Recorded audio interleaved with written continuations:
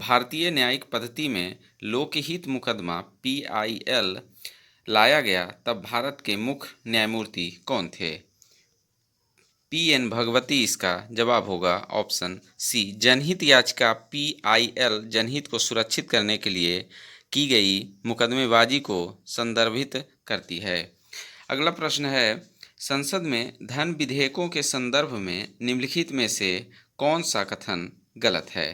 पहला, यह केवल एक मंत्री द्वारा पेश किया जाता है, न कि एक निजी सदस्य द्वारा। दूसरा, लोकसभा राज्यसभा की सभी या किसी भी सिफारिश की स्वीकार या अस्वीकार कर सकती है। तीसरा, इसे केवल लोकसभा में पेश किया जाता है। और चौथा, इसे राज्यसभा द्वारा अस्वीकार या संशोधित किया जाता है। तो इसका जो जवाब होगा ऑप्शन डी हो जाएगा। इसे राज्यसभा द्वारा अस्वीकार या संशोधित किया जा सकता है। राज्यसभा के पास धन विधेयक को खारिज करने या संशोधित करने का अधिकार नहीं होता है, अतः विकल्प जो डी है वो सही होगा। धन विधेयक को अनुच्छेद 110 में परिभाषित किया गया है। आगे देखेंगे, संविधान के किस अनुच्छेद में संसद के संयुक्त अधिवेशन की व्यवस्था है? तो इसका जो व्यवस्था किया गया है अनुच्छेद 108 में किया गया है। ऑप्शन सी इसका जवाब होगा। अगला प्रश्न है, भारत के संविधान में किस पद का उल्लेख नहीं है? उप प्रधानमंत्री का उल्लेख नहीं किया गया है। भारत के प्रशासनिक सुधार आयोग ने उप प्रधानमंत्री के अधीन प्रशासनिक सुधारों के विभाग को रखा जाए की सिफारिश की थी। भारत में उप प्रधानमंत्री पद का सृजन अब तक 7 बार किया जा चुका है। भारत के प्रथम उप प्रधानमंत्री सरदार वल्लभ भाई पटेल थे, जो 1947 से 1950 तक रहे। अगला प्रश्न देखेंगे, निम्नलिखित में से कौन सा संविधान संशोधन राष्ट्रपति को किसी भी मामले में को पुनः विचार के लिए मंत्रिमंडल को भेजने की शक्ति प्रदान करता है? 44वां संविधान संशोधन के द्वारा। ऑप्शन सी इसका जवाब होगा। 44वां संविधान संशोधन अधिनियम 1978 राष्ट्रपति को किसी विषय को पुनर्विचार के लिए मंत्रिमंडल के पास भेजने की शक्ति प्रदान करता है।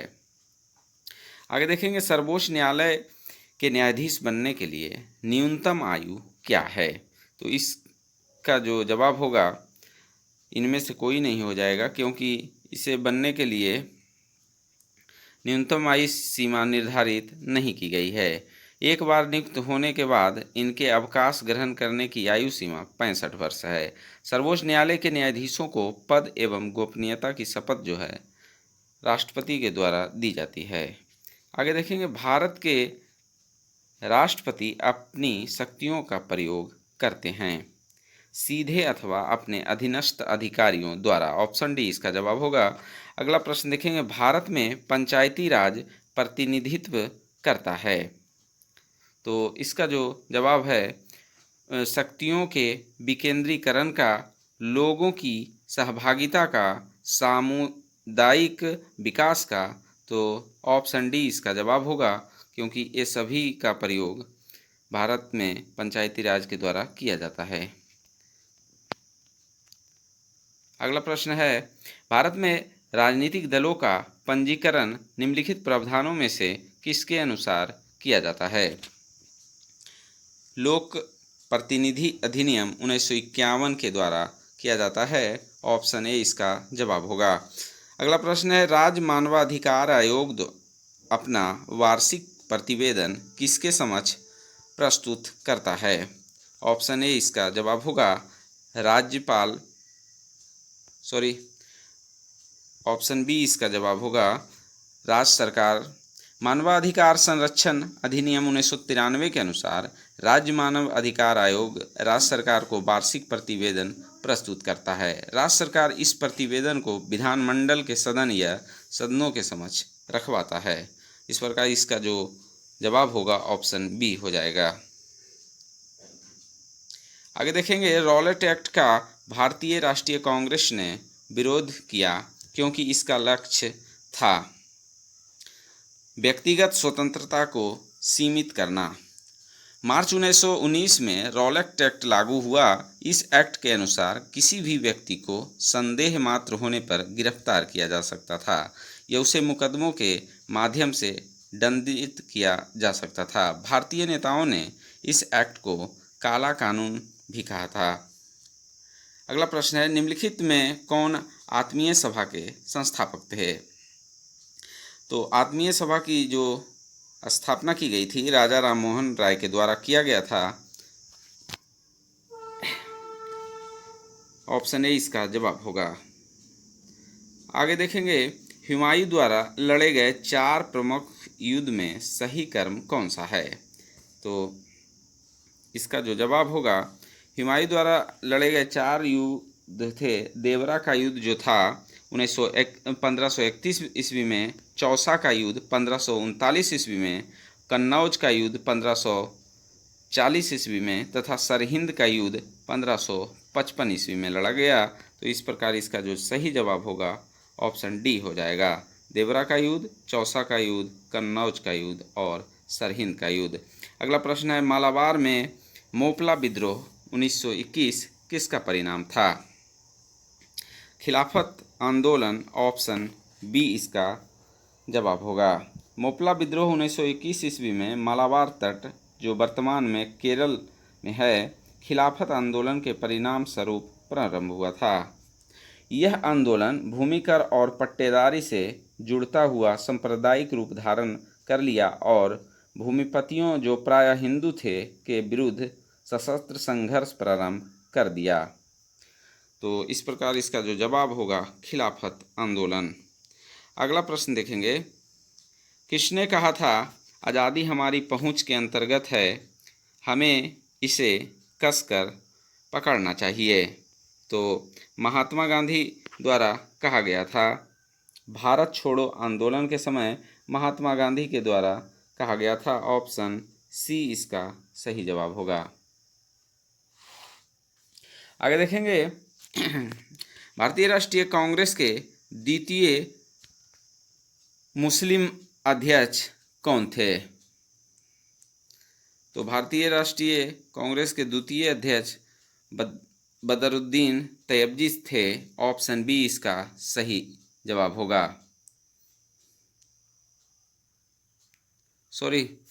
द्वितीय मुस्लिम अध्यक्ष रहीमतुल्लाह सियानी थे, जो 1896 के कलकत्ता अधिवेशन की अध्यक्षता की थी। इस अधिवेशन में पहली बार वंदे मातरम गाया गया था। अगला प्रश्न है, निम्नलिखित में से किस एक पुरास्थल से पाषाण संस्कृति से लेकर हड़प्पा सभ्यता तक के सांस्कृतिक अवशेष प्राप्त हुए हैं? तो मेहरगढ़ इसका जवाब होगा। बलूचिस्तान जो पाकिस्तान में स्थित है, पुरास्थल मेहरगढ़ से पाषाण संस्कृति से लेकर हड़प्पा सभ्यता तक के सांस्कृतिक अवशेष प्राप्त हुए थे। आगे देखेंगे, गौतम बुद्ध को एक देवता का स्थान किस राजा के समय प्राप्त हुआ? कनिष्क इसका जवाब होगा ऑप्शन बी। कनिष्क के शासनकाल में संपन्न चतुर्थ बौद्ध संगीति में बौद्ध धर्म 2 भागों में हीनयान और महायान में विभाजित हो गया था। महायान संप्रदाय को मानने वाले लोगों को बुद्ध को देवता माना एवं उनकी पूजा अर्चना शुरू कर दी थी। तो इसका जो जवाब होगा कनिष्क होगा। अगला देखेंगे, चंद्रगुप्त मौर्य ने सेलुकस को किस वर्ष में पराजित किया था? 305 ईस्वी में पराजित किया था। ऑप्शन बी इसका जवाब होगा। अगला प्रश्न देखेंगे, रजत सिक्के जारी करने वाला प्रथम गुप्त शासक कौन था? चंद्रगुप्त द्वितीय इसका जवाब होगा। अगला प्रश्न है, निम्नलिखित में से कौन सा सुल्तान अपने फरमान में सरदार या अमीरों को मसनद ए आली के नाम से संबोधित करता था? तो इसका जो जवाब होगा बहलोल लोदी इसका सही जवाब होगा। अगला प्रश्न देखेंगे, मोहम्मद बिन तुगलक के निम्नलिखित प्रयोगों या अभियानों को काल क्रम अनुसार सजाएं। तो आइए देखते हैं। सांकेतिक मुद्रा का प्रचलन जो हुआ था 1329 ईस्वी में हुआ था। दोआब में कर वृद्धि जो हुआ था 1325 ईस्वी में हुआ था। और राजधानी परिवर्तन जो किया गया था वो किया गया था 1326 ईस्वी में किया गया था।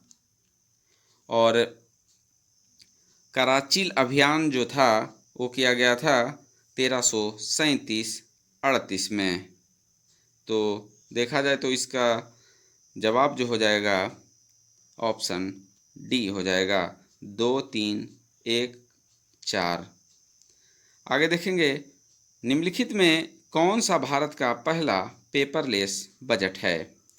तो 21-22 का जो बजट है वो पेपरलेस है। 1 फरवरी 2021 को वित्त मंत्री निर्मला सीतारमन ने पहला पेपरलेस बजट पेश किया था। अगला प्रश्न है, पोंग और तापू किस राज्य के लोकप्रिय नृत्य हैं? अरुणाचल प्रदेश इसका जवाब होगा। निम्नलिखित में से कौन सा एक जल प्रदूषक नहीं है? जो नहीं है वो है हिमनद और आर्सेनिक, क्रोमियम और गाद, ये सब प्रदूषक हैं। आगे देखेंगे, निम्नलिखित युग्मों में से कौन सा एक सही सुमेलित नहीं है? Sania Richard hockey, Paul Pogba football, Pamela Jelimo भारोत्तोलन, किरण पोलार्ड क्रिकेट। तो इसका जो गलत जवाब होगा, पामेला जेलिमो जो है भारोत्तोलन से नहीं संबंधित है। उनका संबंध जो है एक केन्याई मध्यम दूरी की धावक हैं जो 800 मीटर में विशेषता रखती है। वह पहली केन्याई महिला हैं जिन्होंने ओलंपिक स्वर्ण पदक 2008 में जीता था। अगला प्रश्न देखेंगे, निम्नलिखित में से किस विद्वान ने मानव विकास को अवधारणा की शुरुआत की थी? तो इसका जो जवाब होगा ऑप्शन सी, डॉक्टर महबूब उल हक इसका सही जवाब है। अगला प्रश्न है, WTO का पूर्ववर्ती नाम क्या था? तो इसका जो नाम था गैट, ऑप्शन बी इसका जवाब होगा। GATT the general agreement on traffic and trade एक अंतर्राष्ट्रीय व्यापार समझौता था। इसका उद्देश्य टैरिफ को कम करके व्यापार को उदार बनाना था। 1 जनवरी 1995 को गैट का स्थान WTO ने लिया। आगे देखेंगे, सिलिकॉन वैली कहाँ स्थित है? तो ये जो स्थित है सैन फ्रांसिस्को के पास स्थित है।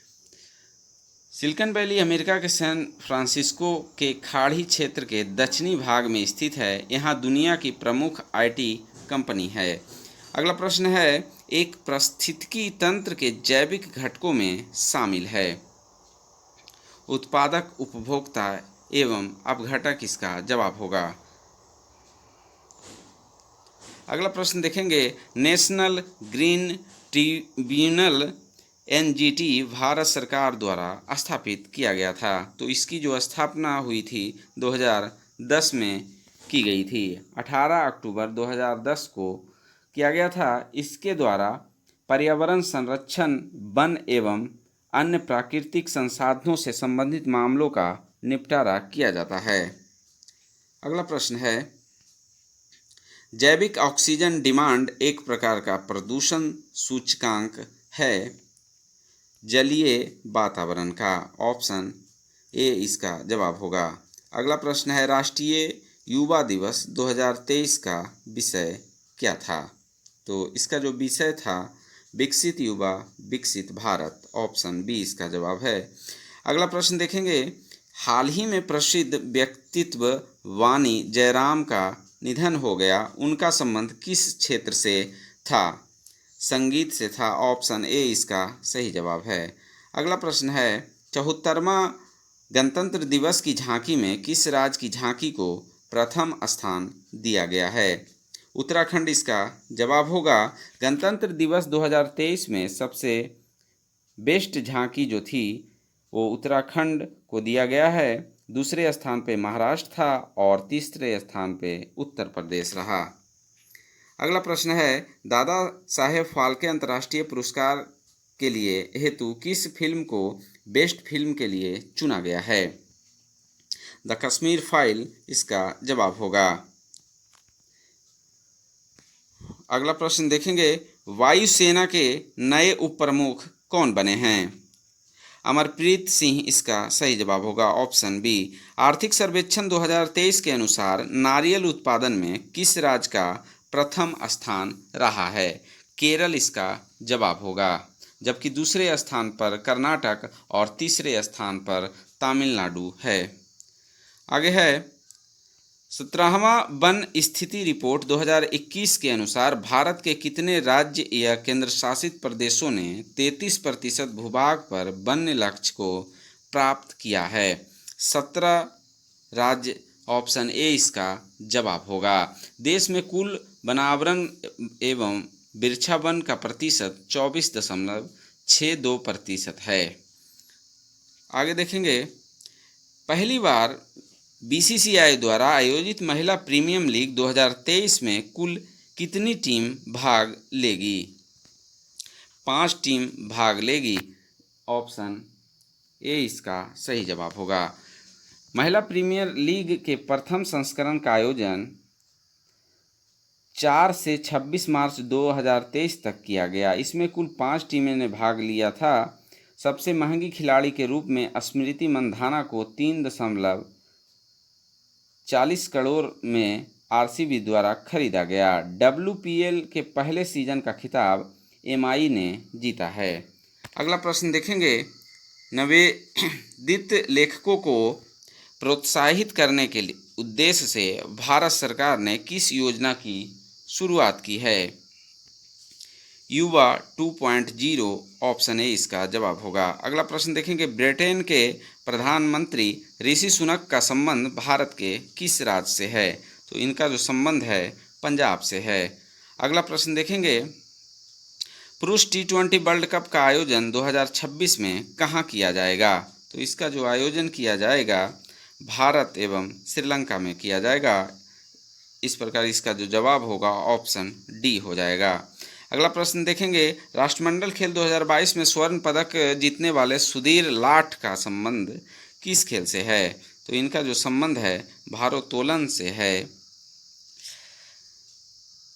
2022 राष्ट्रमंडल खेल का आयोजन बर्मिंघम इंग्लैंड में किया गया।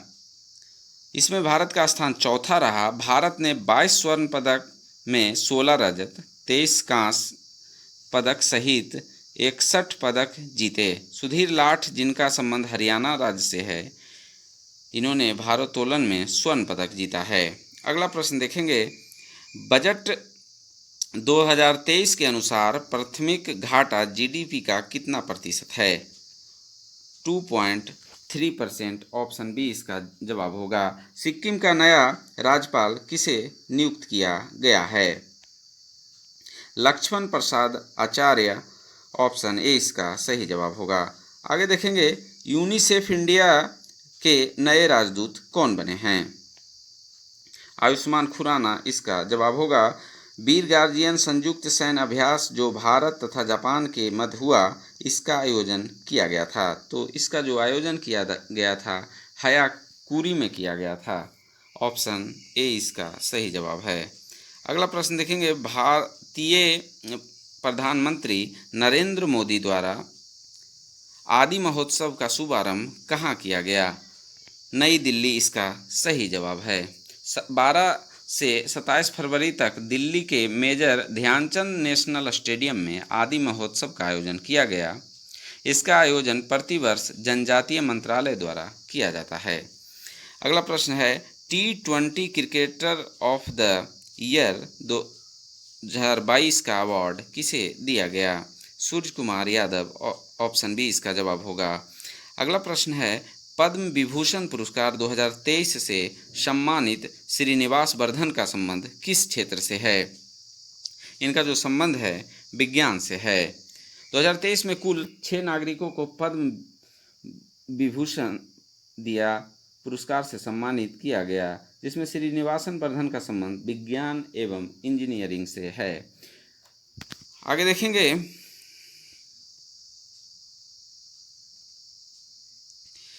प्रसिद्ध राजनीतिज्ञ शरद यादव, जिनका हाल ही में निधन हो गया, वे कितनी बार लोकसभा हेतु चुने गए थे? तो कुल 7 बार चुने गए थे। ऑप्शन सी इसका जवाब होगा। एवं 3 बार राज्यसभा के लिए चुने गए थे। दुनिया का सबसे लंबा रिवर क्रूज एमवी गंगा विलास ने कितने दिनों की यात्रा पूरी की? 51 इसका जवाब होगा। दुनिया का सबसे लंबा रिवर क्रूज एमवी गंगा विलास को प्रधानमंत्री नरेंद्र मोदी ने 13 जनवरी को हरी झंडी दिखा रवाना किया था।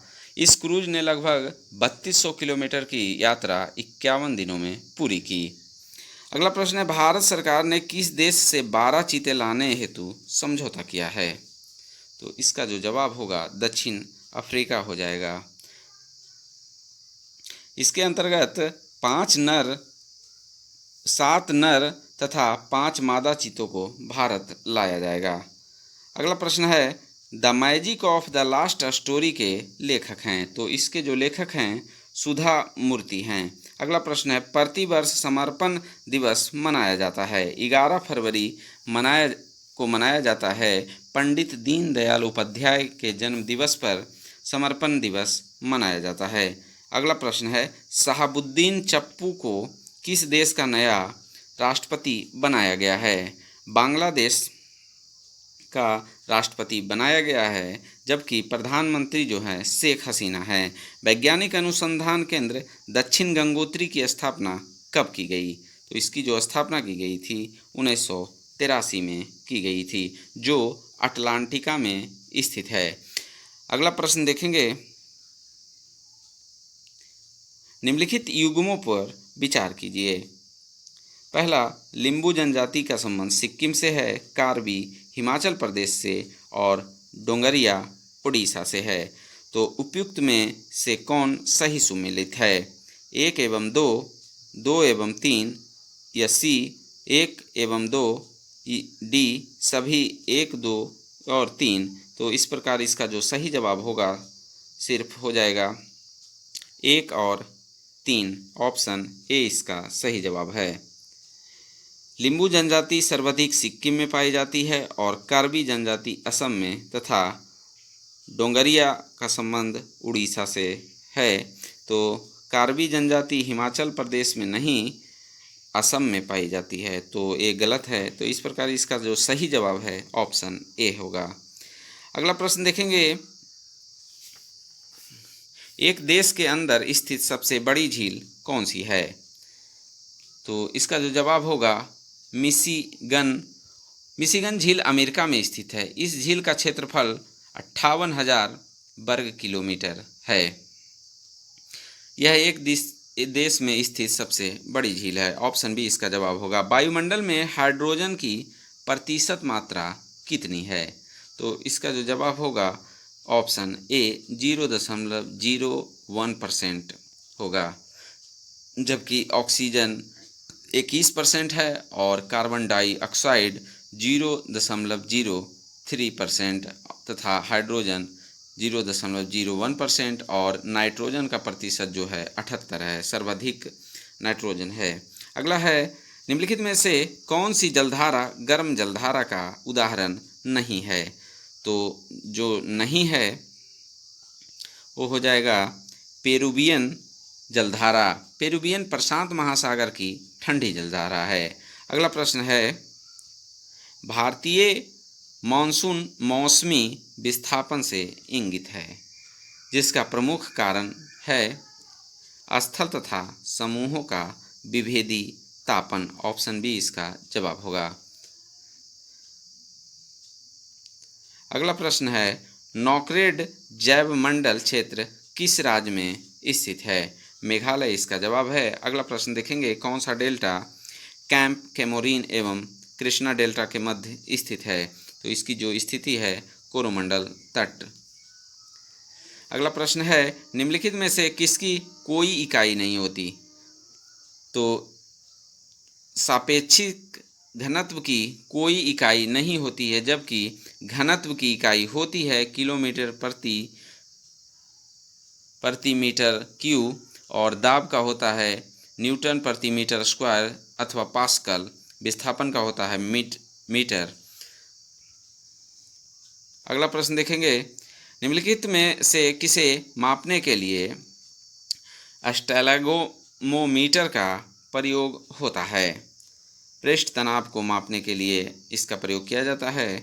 आगे देखेंगे, यदि किसी वस्तु वृत्ताकार पथ में घुमाई जाती है तो उस पर किया गया कार्य जो होता है शून्य होता है। अगला प्रश्न है, ऊर्जा के संबंध में निम्न में से कौन सा कथन सत्य नहीं है? ऊर्जा भौतिक पदार्थ नहीं है। दूसरा, ऊर्जा किसी कार्य को करने की क्षमता की माप है। तीसरा, ऊर्जा को कई रूपों में संग्रहित किया और मापा जा सकता है। और चौथा, रूपांतरण के दौरान निर्गत ऊर्जा निवार्त में जाती है। तो इसका जो सही जवाब होगा ऑप्शन डी होगा, बाकी सब सही हैं। अगला प्रश्न है, एक पत्थर किसी स्प्रिंग तुला पर बंधा हुआ है। निम्नलिखित परिस्थितियों में से कौन सी स्प्रिंग तुला की रीडिंग में सबसे कम भार दिखाएगी? जो कम भार दिखाएगी जब वह पत्थर किसी वीकर के लिए पानी में पूरी तरह से निमज्जित होगी। ऑप्शन सी इसका जवाब होगा। अगला प्रश्न है, बोरोसिलिकेट ग्लास बर्तन का माइक्रोवेव ओवन में प्रयोग किया जाता है क्योंकि यह अत्यधिक ऊष्मा प्रतिरोधी है। ऑप्शन बी इसका जवाब होगा। अगला प्रश्न है, किसी विस्फोट के कारण समुद्र के तल पर बनने वाली लहरें जो होती है अनुदैर्घ्य होती है। ऑप्शन बी इसका सही जवाब होगा।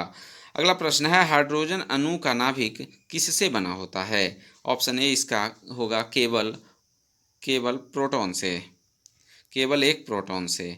अगला प्रश्न देखेंगे, निम्न में से कौन सा विकल्प सहसंयोजी यौगिक का गुण नहीं है? ऑप्शन बी उच्च गलनांक और क्वथनांक इसका सही जवाब होगा। अगला प्रश्न देखेंगे, एथेनॉल को इथेन में परिवर्तित करने के लिए डिहाइड्रेटिंग एजेंट के रूप में उपयोग किया जाता है सांद्र सल्फ्यूरिक अम्ल। ऑप्शन डी इसका सही जवाब होगा। अगला प्रश्न है, आधुनिक आवर्त सारणी में प्रथम धात्विक तत्व जो है एल है। लिथियम आधुनिक आवर्त सारणी में प्रथम धात्विक तत्व है, जबकि हाइड्रोजन प्रथम आधात्विक तत्व है। अगला प्रश्न देखेंगे, उदासीन गैसीय परमाणु के बाह्यतम कक्षा या कोश से एक इलेक्ट्रॉन को हटाने के लिए निम्न में से किसकी आवश्यकता होती है? आयनन ऊर्जा। ऑप्शन ए इसका जवाब होगा। अगला प्रश्न देखेंगे, निम्न में से प्रति अम्ल के संगठक के रूप में किसका प्रयोग किया जाता है? सोडियम हाइड्रोजन कार्बोनेट इसका जवाब होगा। अगला प्रश्न है, जब सिल्वर ब्रोमाइड को सूर्य की रोशनी में रखा जाता है तब कौन सी गैस निकलती है? तो इसका जो जवाब होगा ब्रोमीन गैस निकलती है। ऑप्शन डी इसका सही जवाब होगा।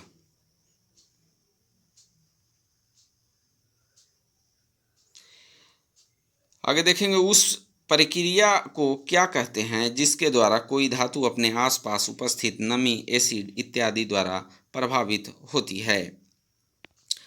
तो इसका जो जवाब होगा संक्षारण। ऑप्शन सी इसका सही जवाब होगा। अगला प्रश्न देखेंगे, निम्नलिखित में से कौन सा शब्द पशु व्यवहार के जैविक अध्ययन का सबसे अच्छा वर्णन करता है? इथोलॉजी इसका सही जवाब है। ऑप्शन ए इसका सही जवाब होगा। इथनोलॉजी में मानव जाति विज्ञान का अध्ययन किया जाता है और इटियोलॉजी में रोगों के कारण का अध्ययन किया जाता है, जबकि एंटोमोलॉजी में कीटों का अध्ययन किया जाता है। अगला प्रश्न है, किस कोशिकांग को कोशिका का मास्टर कहा जाता है? नाभिक इसका जवाब होगा। नाभिक को कोशिका मास्टर कहा जाता है। नाभिक कोशिका के डीएनए की ब्लूप्रिंट के अवयव अपने में समाहित रखता है। अगला प्रश्न देखेंगे, निम्नलिखित में से कौन सा अस्थायी ऊतक एक पौधे को कठोर और मजबूत बनाता है? तो इसका जो जवाब होगा स्क्लेरेनकाइमा, ऑप्शन डी इसका सही जवाब है। निम्नलिखित में से कौन सा दूध का प्रोटीन है?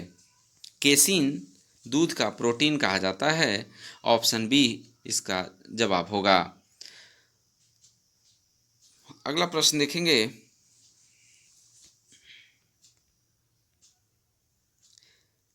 जिन अंगों की मूल संरचना भिन्न होती है लेकिन दिखने में एक जैसे होते हैं और उनके कार्य भी समान होते हैं, उन्हें क्या कहा जाता है? समरूप अंग कहा जाता है, ऑप्शन सी इसका जवाब होगा। अगला प्रश्न है, निम्नलिखित में से कौन एक अंतःपरजीवी का उदाहरण है? तो अंतःपरजीवी का जो उदाहरण है फीता कृमि, ऑप्शन ए इसका जवाब होगा। अगला प्रश्न देखेंगे, ऑक्टोपस के खून का रंग जो होता है वो नीला होता है। ऑक्टोपस संघ मोलास्का के अंतर्गत आता है। ऑक्टोपस में श्वसन वर्णक हिमोसाइनिन होता है, जिसके कारण रक्त का रंग जो होता है नीला होता है। हिमोसाइनिन में कॉपर धातु पाया जाता है, तो इसका जो जवाब होगा ऑप्शन सी नीला। मानव शरीर के किस अंग पर एंजियोप्लास्टी की जाती है? तो इसका जो जवाब है हृदय, ऑप्शन सी इसका जवाब है। अगला प्रश्न है, मनुष्यों में बौनेपन के लिए निम्नलिखित में से क्या उत्तरदायी है? पीयूष ग्रंथि, ऑप्शन डी इसका जवाब है। हमारे शरीर में पाए जाने वाला ग्रोथ हार्मोन पीयूष ग्रंथि में होता है। इस हार्मोन के बिना मांसपेशियों का गठन और हड्डियों का घनत्व बढ़ना मुश्किल होता है, जो बौनेपन का घोतक है। अगला प्रश्न है, इनमें से किस रोग से पीड़ित रोगी भी नेत्रदान कर सकता है? मधुमेह इसका जवाब होगा। जबकि एड्स, रेबीज, हैजा, टिटनेस, ल्यूकेमिया, मेनिंजाइटिस आदि रोग से पीड़ित व्यक्ति नेत्रदान नहीं कर सकता है। अगला प्रश्न देखेंगे, निम्नलिखित में से कौन सा पदार्थ तंबाकू में मौजूद होता है? तो निकोटीन जो है तंबाकू में मौजूद होता है। निम्न में से लघु उद्योग की क्या समस्या है? लघु उद्योग की समस्या जो है पूंजी का अभाव, विपणन जानकारी का अभाव, कच्चे माल का अभाव। इस प्रकार इसका जो सही जवाब होगा उपयुक्त सभी। सेनवेट का संबंध जो है केंद्रीय उत्पाद शुल्क से है, ऑप्शन सी इसका जवाब होगा। आगे देखेंगे, भारत में कागजी मुद्रा प्रथम बार कब शुरू की गई? तो कागजी मुद्रा की जो शुरुआत हुई थी 1862 में किया गया था, ऑप्शन ए इसका सही जवाब होगा। अगला प्रश्न देखेंगे, निम्न में से कौन सा एक भारतीय रिजर्व बैंक का कार्य नहीं है? साख सृजन जो है भारतीय रिजर्व बैंक का कार्य नहीं है। अगला प्रश्न देखेंगे जो कि मैथ से है, तो इसका जो है आंसर बता देता हूँ, बाकी आप लोग सॉल्व कर लीजिएगा, क्योंकि इसको सॉल्व करेंगे तो वीडियो काफ़ी लंबा हो जाएगा। 5 क्रमिक विषम संख्याओं का औसत 21 है, उनमें से सबसे छोटी संख्या ज्ञात करना है। तो इसमें सबसे छोटी जो होगा 17 हो जाएगा, क्योंकि 17, 19 और 21, उसके बाद 23 और उसके बाद 23, 24, 25, तो 21 इसका जवाब होगा, 17 इसका जवाब हो जाएगा। अगला प्रश्न है, राम को एक परीक्षा में उत्तीर्ण होने के लिए 36% अंक प्राप्त करने थे। उसने 24% अंक प्राप्त किए तथा 9 अंकों से अनुत्तीर्ण रहा। परीक्षा का पूर्णांक ज्ञात करें। तो जो परीक्षा का पूर्णांक इसमें होगा वो 75 अंकों का होगा। आगे देखेंगे, एक कारीगर m मिनट में जे वस्तुएं बनाता है तो 2/3 घंटे में वह कितनी वस्तुएं बनाएगा? तो इसका जो जवाब होगा 40 J/m। अगला प्रश्न है, एक सिपाही किसी चोर का पीछा कर रहा है तथा चोर से 100 मीटर पीछे है। यदि सिपाही तथा चोर की चालों का अनुपात 5:4 हो तो पकड़े जाने पर चोर कितनी दूरी तय कर चुका होगा? तो इसकी जो दूरी होगी 400 मीटर होगी। अगला और अंतिम प्रश्न को देखेंगे। कोई धन चक्रवृद्धि ब्याज पर 3 वर्षों में 6690 रुपया तथा 6 वर्षों में 10,035 रुपया हो जाता है, तो धन ज्ञात कीजिए। तो इसका जो जवाब होगा 4460 रुपया हो जाएगा, ऑप्शन ए हो जाएगा।